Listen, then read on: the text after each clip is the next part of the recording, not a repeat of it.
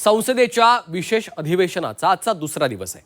अधिवेशनाच्या दुसऱ्या दिवशी देखील काल सादर झालेल्या महिला आरक्षण विधेयकासह 3 विधेयकांवर चर्चा होणार आहे आणि दुपारी 4 वाजता त्यावर मतदान होणार आहे। या मतदानाकडे सर्वांचं लक्ष लागलेलं आहे। दरम्यान महिला आरक्षण विधेयकाच्या आडून मतदारसंघ पुनर्रचनेला इंडिया आघाडीनं कडाडून विरोध केलेला आहे। यावरूनच पंतप्रधान नरेंद्र मोदी यांनी विरोधकांवर निशाणा साधला। विरोध करणाऱ्यांना महिला माफ करत नाहीत असं पंतप्रधान नरेंद्र मोदी यांनी काल म्हटलेलं आहे।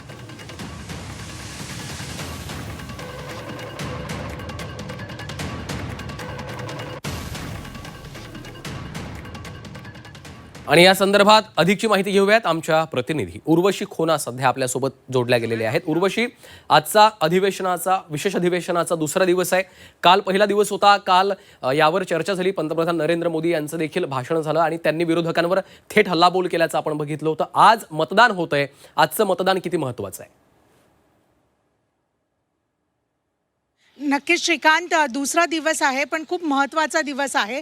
आज जेव्हा मतदान होणार तेव्हाच हे पूर्ण तिन्ही जे बिल आहे ज्यासाठी विशेष अधिवेशन बोलवलं गेलं आहे ते पार होणार की नाही हे बघणं गरजेचं असेल। काल आपण बघितलं की कशा प्रकाराने रात्रपर्यंत 11 वाजेपर्यंत एक 15 ते 18 तासाची चर्चा, ती पण जोरदार चर्चा झाली, ज्यात विरोधकांमधून मोठे मोठे नेते म्हणजेच अखिलेश यादव, प्रियंका गांधी वाड्रा आणि महाराष्ट्राचे पण वेगवेगळे नेते यांनी चर्चा केली। तसंच आपण हे सुद्धा बघतो की जे सरकार आहेत त्यांच्याकडून स्वतः पंतप्रधान नरेंद्र मोदी, अमित शाह जे गृहमंत्री आहेत त्या सगळ्यांनी पण चर्चा केली। आज मात्र ज्या प्रकाराने मतदान होणार आहे त्यावरती नक्कीच नजर आहे, कारण की हे तिन्ही बिल जे आहे म्हणजेच महिला आरक्षण बिल आणि डिलिमिटेशन हे सगळे एकमेकांशी जोडलेले आहेत। तर जरी विरोधक सांगतायत की त्यांचा विरोध महिलांच्या आरक्षणाला घेऊन नाहीये, डिलिमिटेशनला घेऊन आहे, त्यावरच केंद्रीय गृहमंत्री अमित शाह यांनी सांगितलं आहे की कुठेच कोणत्याही नंबर्समध्ये फेरबदल होणार नाही, खास करून सदर स्टेट्समध्ये जे विरोधकांचं कन्सर्न आहे।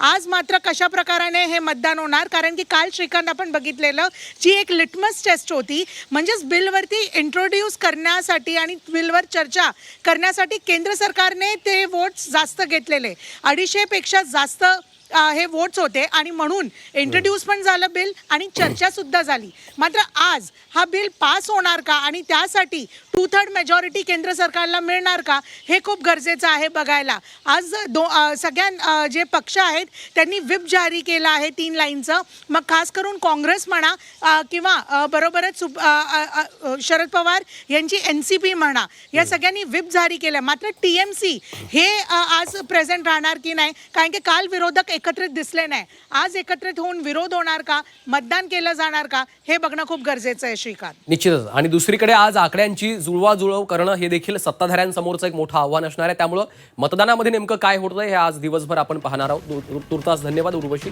या सविस्तर माहितीसाठी।